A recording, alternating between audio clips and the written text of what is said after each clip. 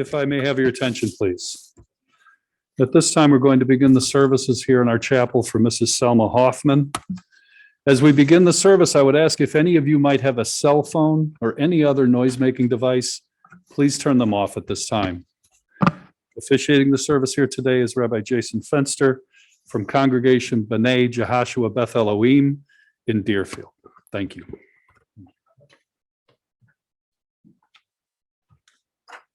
We're going to start with Creole. So this row, if you want to come stand, we'll make a little circle together. Just Bring your stuff. Bring your stuff. Yeah, bring your stuff.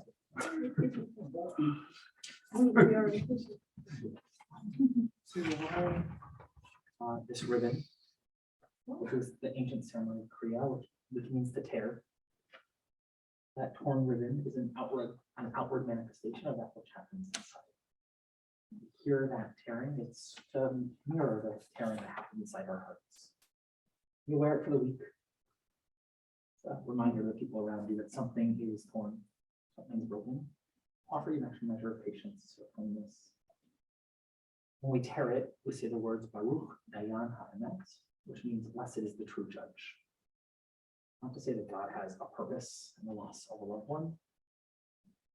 It's to say that even when things are hard, or especially when things are hard, there's something that we can rely on, something bigger beyond us that might give us strength or comfort.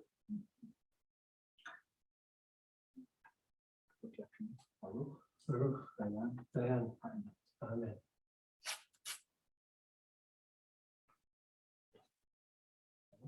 Amen.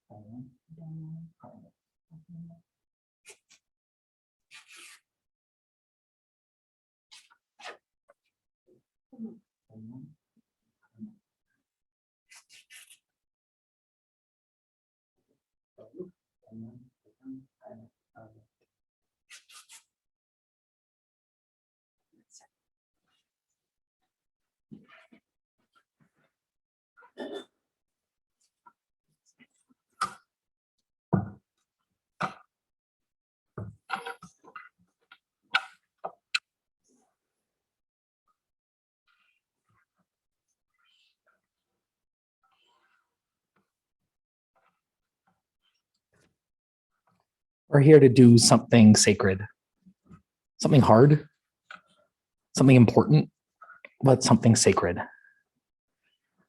And even after long years of trial and hardship, there's an extra measure of sadness that comes with loss, a finality to it. And so we come together, we gather with family, with friends joining us online for memory and for a community, to share stories, to speak of the lessons and the blessings that you received from mother, a Bubbie, a great Bubbie, 4 generations of family and love and all of those blessings, which you're starting to talk about now. That even through, again, those last few years where maybe Selma wasn't Selma, that there's so much of who she was that you can now begin to remind each other about and share. So her memory might become a blessing. And to help us with that, we turn to poetry and we turn to Psalms, biblical poetry that speaks to the depths of the human experience. Not to say that anyone has ever felt exactly what you're feeling in this moment, but to try to give voice, reaching back through history to find something true that might bring us strength or comfort. I'm sad I didn't know Selma, but I'm honored to be here with you to help facilitate a moment of ritual, of purpose, and of blessing. When I spoke with Robbie last night, she said that she found, I imagine you'll speak about this a little later too, right? Yeah. She found a Bible that belonged to her mom that was marked up. Ooh. gilded pages, a gilded page Bible that was marked, especially with the Psalms, that poetry that tells us what it means to be human.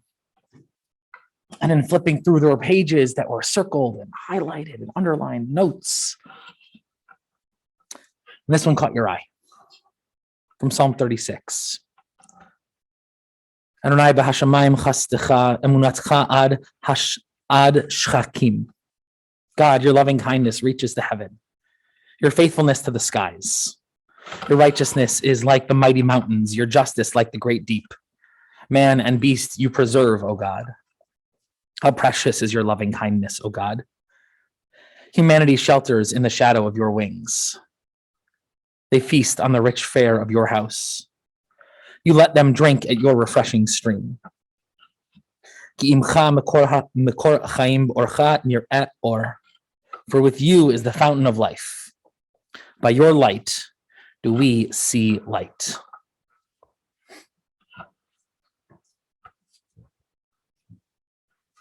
Birth is a beginning, death a destination.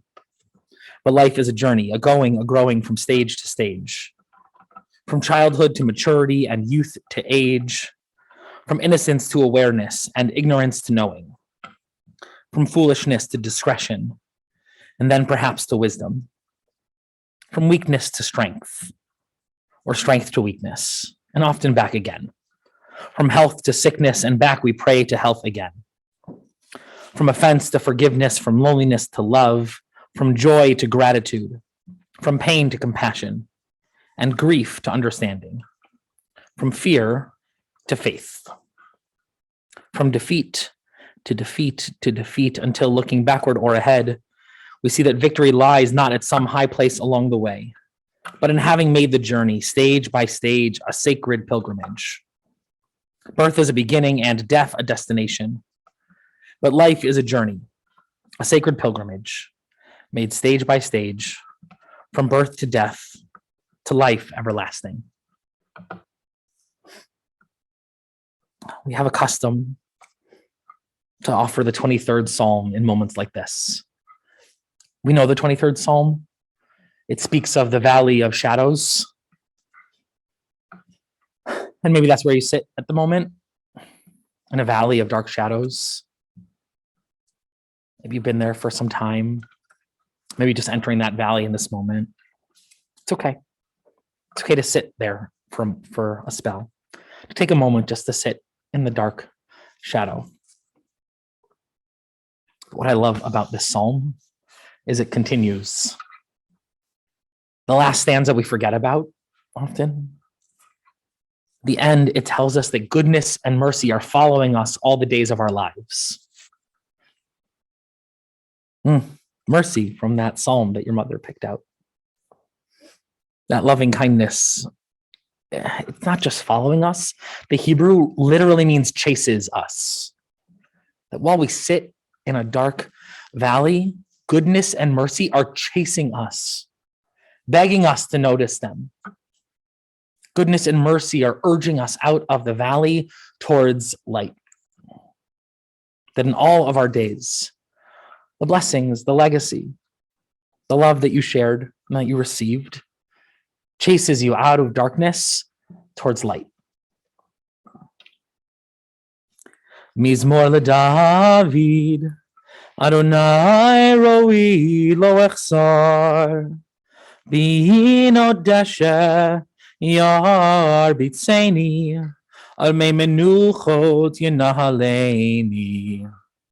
Nafshi yeshovev, nafshi yeshovev, yancheni v'maglei tzedek, v'maglei tzedek leman shemo, gam ki elech begeitz al mavet, lo irara, ki ata imadi, shivtecha umishantecha, shivtecha umishantecha, Hema yenachamuni. Taroch lefanai shulchan. Taroch lefanai shulchan. Taroch lefanai shulchan. Neged sorerai. Dishanta vashemen roshi. Kosi revaya. Dishanta vashemen roshi. Kosi revaya. Ach tov v'chesed yirdefuni kol yemei chayai. Ach tov v'chesed yirdefuni kol yemei chayai. V'shavti b'veit Adonai. V'shavti b'veit Adonai. Le'orech yamim.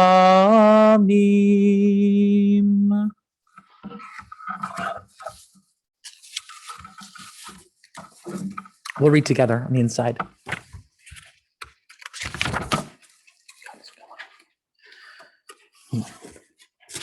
The 23rd Psalm.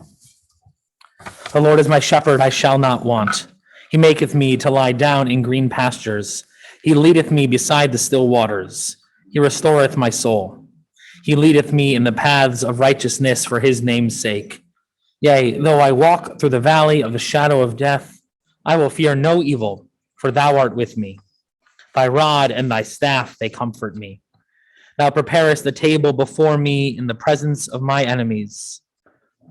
Anointest my head with oil, my cup runneth over. Surely goodness and mercy shall follow me all the days of my life, and I will dwell in the house of the Lord forever. In the rising of the sun and in its going down, we remember her. In the blowing of the wind and in the chill of winter, we remember her. In the opening of buds and in the rebirth of spring, we remember her. In the rustling of leaves and in the beauty of autumn, we remember her. In the beginning of the year and when it ends, you will remember her. When you're weary or in need of strength, you will remember her. When you are lost or sick at heart, you will remember her. When you have joys you yearn to share, you will remember her. So long as we live, she too shall live, for she is now a part of us as we remember her.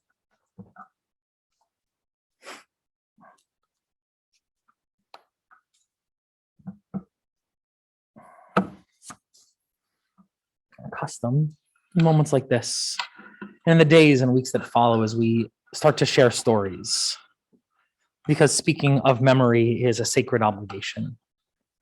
Sometimes we tell the little stories, those ones we told 1,000 times before. We tell them again and again and again. And the big stories, the ones that directed us and shaped our lives, we tell those stories too. So that memory might become a blessing. Again, by inviting Ed to come share a few words.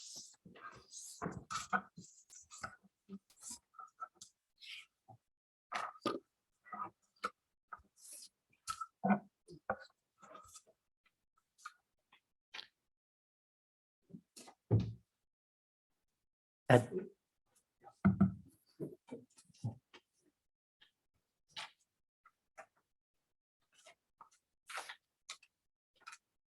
Come speak to the microphone.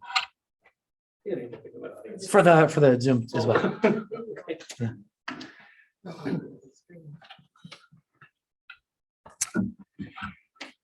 Thank you for the mention of the little stories and the big stories. When I had Robbie,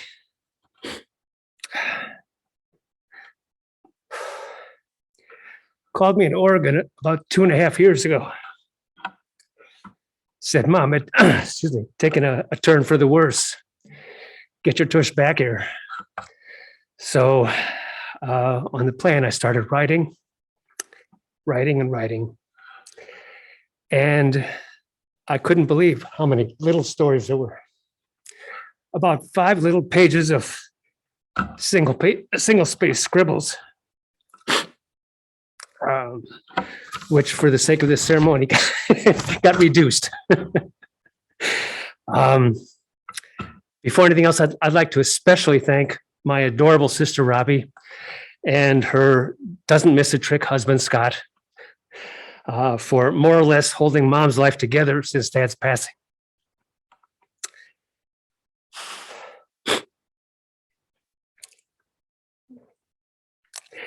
She was mom.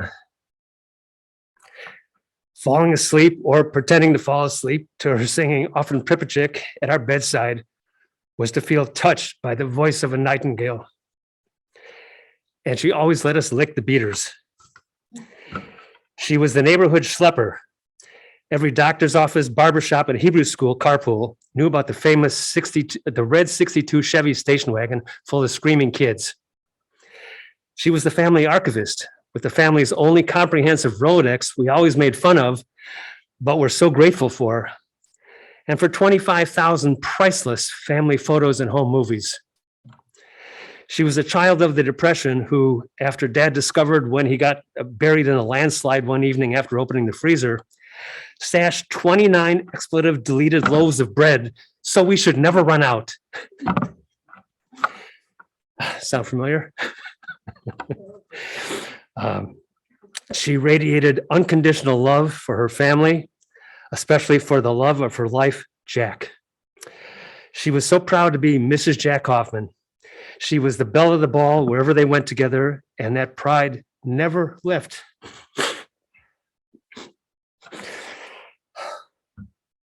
Never left Dad's eyes. But most of all, she was mom. Like Buzzy, Bonnie, and Robbie, I will always feel extraordinarily blessed to be her son. One kid, one kid.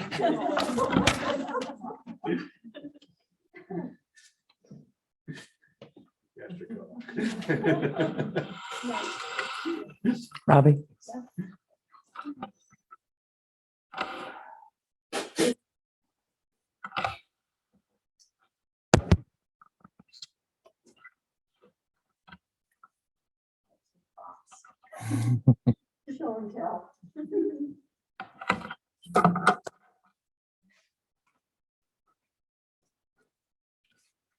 So for the littlest great-grandchildren who are here, when Uncle Eddie said one kid, it's because his traditional role in our family seders was always to sing or chant Had Gadya in one breath. Well, attempted it one breath. I think it got harder over the years, right?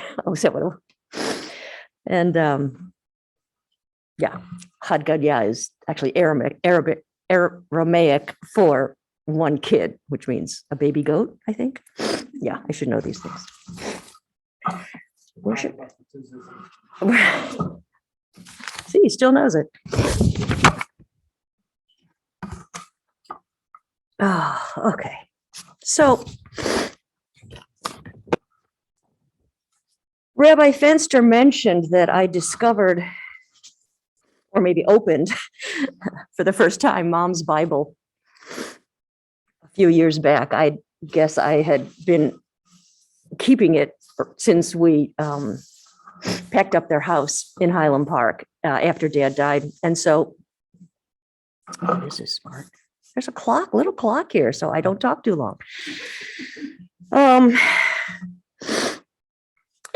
So I opened it for the first time, really a couple of years. It's this beautiful sort of bound, very traditional, the Holy Bible. It's only English, at least I think. It has pictures in it, which is really kind of neat. Of course, sort of sounding like a preschool teacher here, sorry. A little past history. Anyway, and it's it's very traditional kind of language with these and thous. And but what I was surprised to discover was, like Rabbi Fenster said, how many passages, particularly in the Psalms, that Mom had circled in pencil. And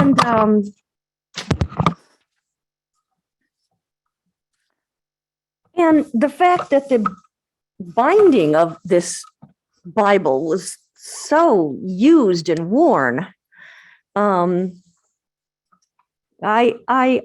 looked through all of the different passages that she had circled, searching for a deeper meaning into Mom's heart and soul. And what I found was, I'm not using my speech. What I found was that many of the Psalms that she had circled talked about fear and shame and loneliness and of God's abiding comfort and shelter. And the more I read of what she had marked in her Bible, just made me cry. I mean, think about it. Our mom, Bubbie, Great Bubbie, was a very introverted, quiet, mostly passive. And I don't see any of this in a disparaging way. This was her persona. She was Dad's beloved shadow. And to read these passages of the pain that she felt, I don't know, it was very revealing and very, very painful for me to start to see a side of her that I had never perceived.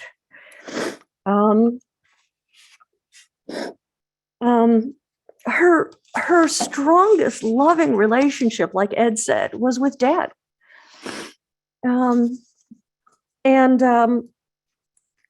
I think she saved it all for Dad. And her children and her grandchildren kept her very busy, but her persona was revolved around Dad. I think in our family in general, had we had more time to share stories with you, all of us kind of orbited around Dad, as did Mom. And it was, I think, it was beautiful. Their relationship was just beautiful. And so to see that there was some pain there, which she never, at least I didn't notice it, maybe because I was the youngest, maybe others of you did. I didn't see it. And it was troubling, but also very touching and revealing to me as I looked through her Bible.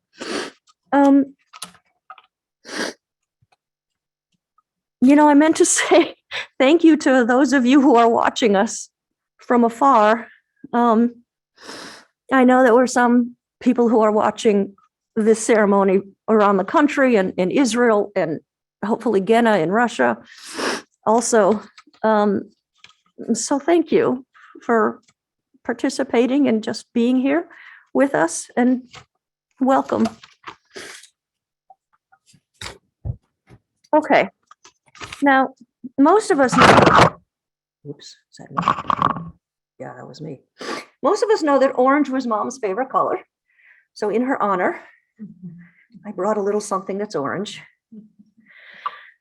which also in these last few years, as I reflected, as Mom became less and less verbal and then nonverbal, I began, probably all of us, were reflecting a little bit more about her life and her life with us. And when I really thought about it, I actually looked up what is orange supposed to signify, right? I mean, supposed to, just even in general. And what I found was words like bright, happy, adventurous, right? And then I thought, well, Mom wasn't, at least didn't outwardly show any of that. And I wondered, well, what is this mystery? Again, this woman who I didn't feel like I knew. And now that I'm older and am able to reflect what memories I still have, it's a puzzle to me. It's a mystery, right? Remember that I took my driver's license test on the orange GTO, right? Like orange GTO, mom? I mean, think about it. The red station wagon is mom, right? But an orange GTO and the furniture in the house in Highland Park, right? Remember that? Oh my God, garish. But all orange carpet, furniture. I think even the kitchen cabinets were orange. And I wonder, who was she on the inside that verbally or emotionally, I never saw what it was that might be driving her on the inside. And so, Mom, I'm wearing orange in your honor. Is there any orange in here? Uh-oh.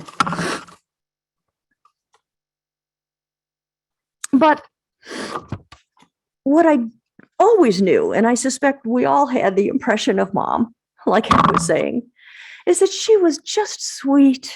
She was kind and gentle and sweet and quiet in her own way. If you would ask me, sometimes you have icebreakers. Well, what's one thing your parents taught you? Like, I never could think of things when that was the icebreaker. But I was thinking for this, I thought, I know the one thing Mom always said taught us kids was, if you can't say something nice, don't say anything at all. And I don't know that maybe others of you felt different kinds, levels or types of closeness with Mom. I didn't much on a day-to-day basis, but the times that I was away in high school, I did a trip to Europe with kids from my high school. And then also when I was away in Israel, once I started appreciating my Jewish heritage after college, Mom wrote me a letter every single day. And then now that I have my own kids, I realize that's really something. I didn't feel it at the time, but it's really something. So, and not only that, but I saved some of them. So here, we all remember back in the 70s and 80s. You guys remember these, right? Yeah, I forget what they're called, but, right? You know how what are they called? Aerograms, right. Just an address. The little ones probably don't even know handwriting anymore, but. So here's a letter she wrote me. It was, I guess, when I was in high school.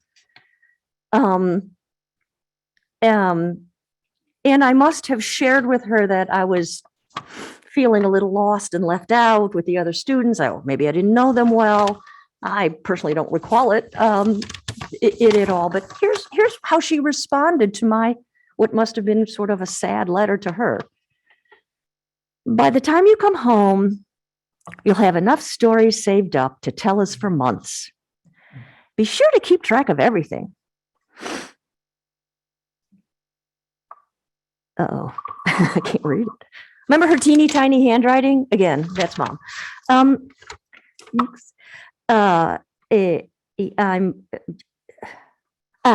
I understand you feel so lonely on your first few days away, but it's a very natural feeling for everyone, not just for those people who think they're introverted.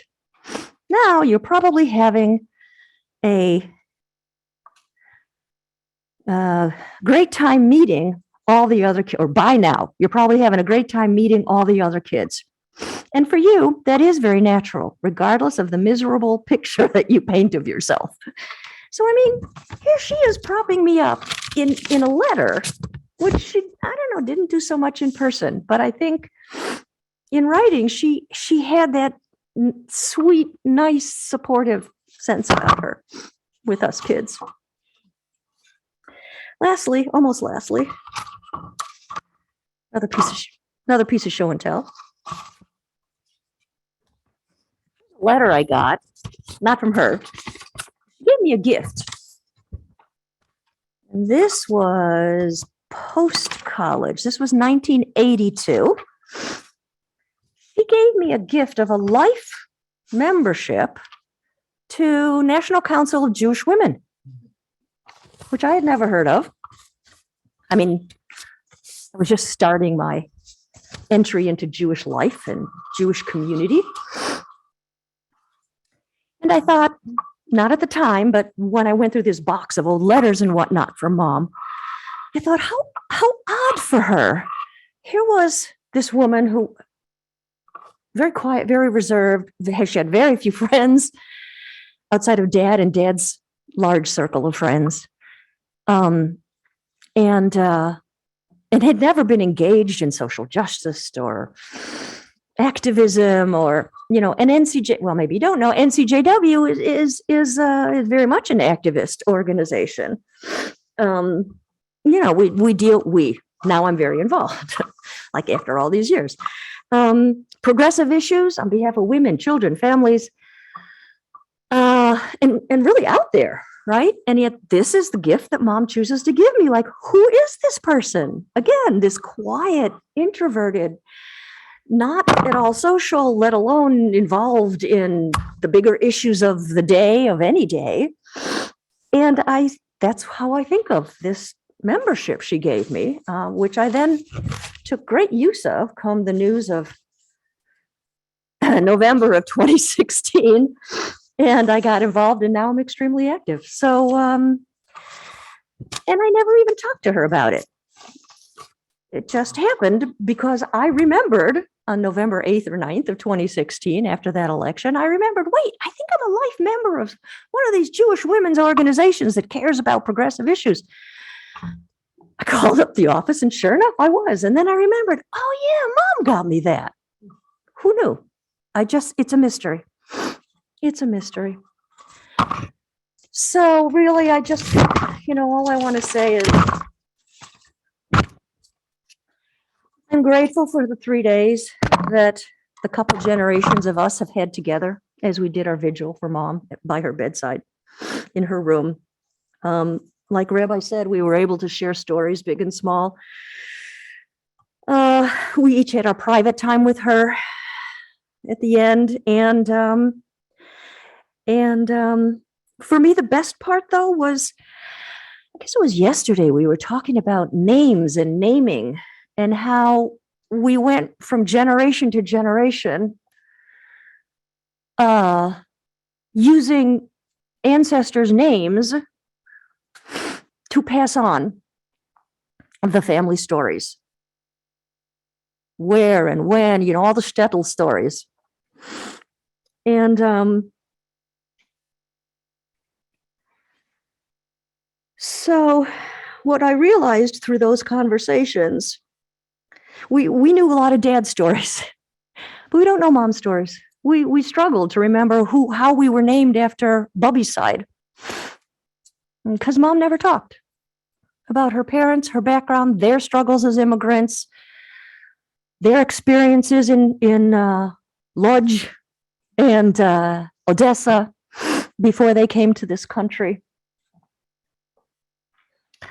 But they passed their names down to us. Bonnie, me, and Ed are all named after mom's side. Buzz is named after dad's side. The grandchildren, after Shlomo and Chana and poor Lacey, Fala Yiske. You got the one Yiddish name. And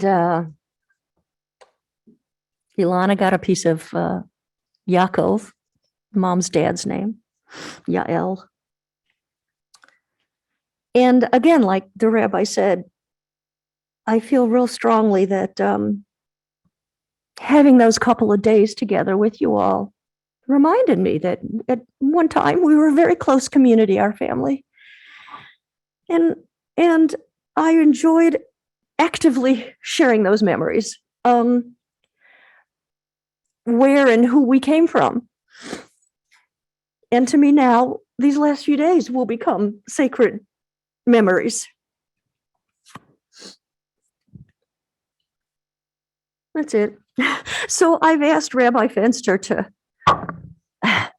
to help give us a rendition of a song, a prayer. Well, it's part of the liturgy, I guess, called Lador Vador.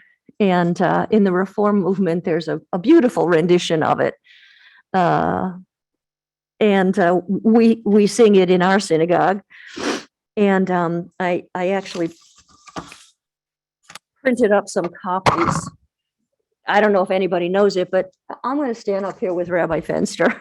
And if anybody wants to join in, I've got song sheets. I feel like this is a celebration of mom, but it's dad also, of our family passing the torch. And to me, that's important. So if anybody wants, I'm going to just keep one myself. Anybody that knows this?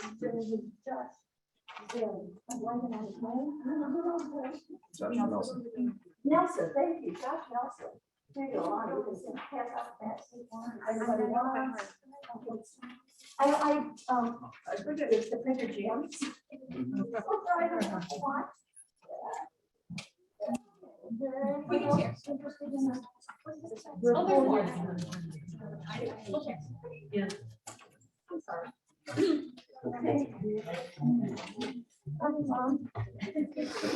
Okay, let me take my stuff away and I'll let you come back up here.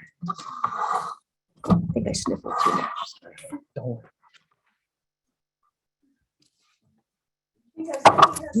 Goodness gracious.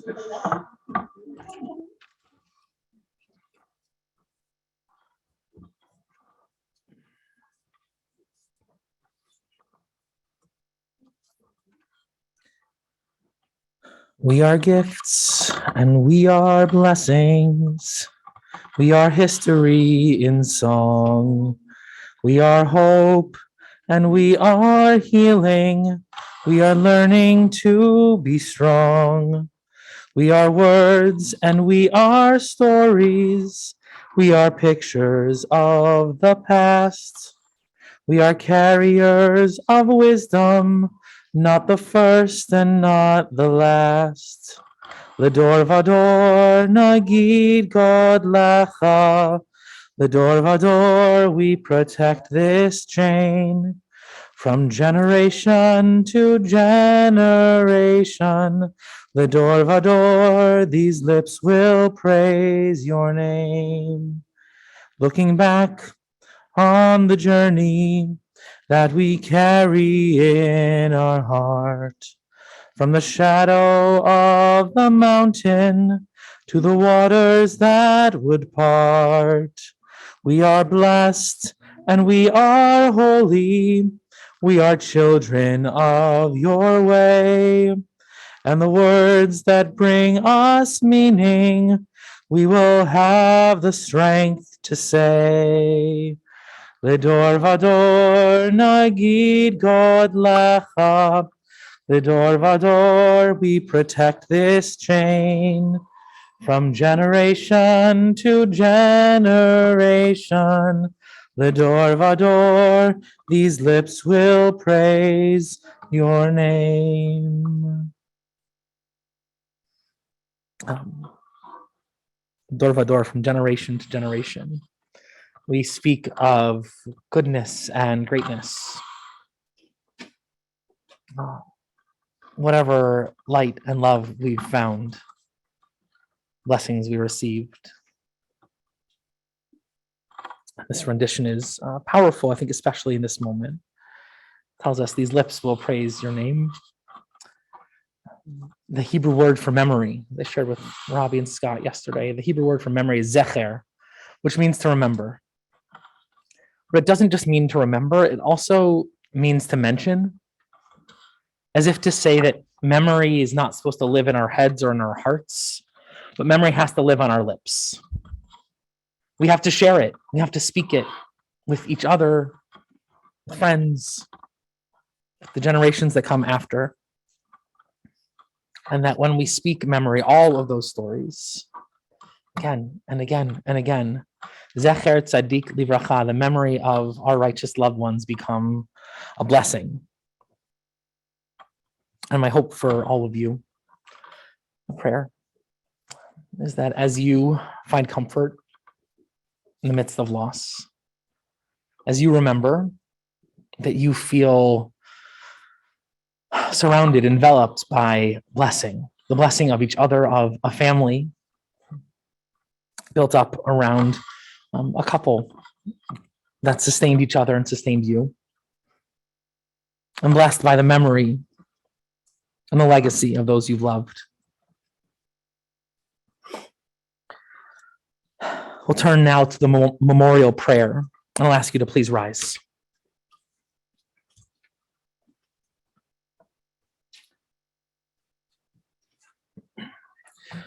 El male rachamim, shochein b'mromim, hamsei menucha nechona, tachat kanfei ashchina, im kedoshim utohorim, kizohar harakia mazhirim, et nishmat Shulamit bat Yaakov ufola Yiska, שהלכה לעולמה. בעל הרחמים יסתיריה בסתר כנפיו לעולמים, ויצרור בתור החיים את נשמתה. אדוני הוא נחלתה, ותנוח בשלום על משכבה, ונאמר Amen.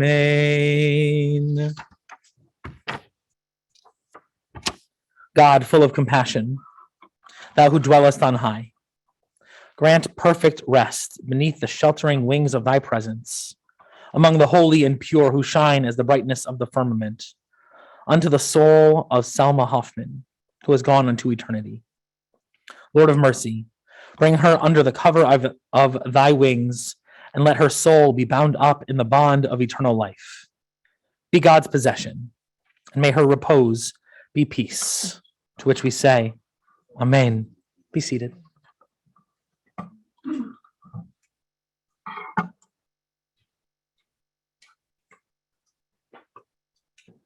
This concludes the service here in our chapel. The interment will take place immediately at the family's plots at Shalom Memorial Park Cemetery, 1700 West Rand Road in Arlington Heights. Due to ongoing public health concerns, the shiva will be private. For those of you going in procession with the family, the procession will be forming in our parking lot. Please make sure you obtain an orange funeral safety sticker. You should place that in the front passenger side of your windshield. We'd also ask that you please have your bright headlights and hazard lights on at all times. For an additional measure of safety, our staff will be placing magnetic flags on the tops of the vehicles in the procession. As we drive in procession today, please drive as close as safety permits to the vehicle in front of you at all times. We want to avoid having any large spaces or large gaps in the procession, particularly as we pass through the intersections. For those of you in attendance and those watching online, I want to make sure you're aware the family has asked that memorial contributions in Mrs. Hoffman's name be made to B'nai Jehoshua Beth Elohim, North Shore Synagogue Bethel, and National Council of Jewish Women, Chicago North Shore. For those in attendance, that information's on the funeral service folder you should have received. For those watching online, this information's on the website you are currently on. At this time, I would ask everyone to please rise as the deceased and her family and rabbi are escorted from the chapel.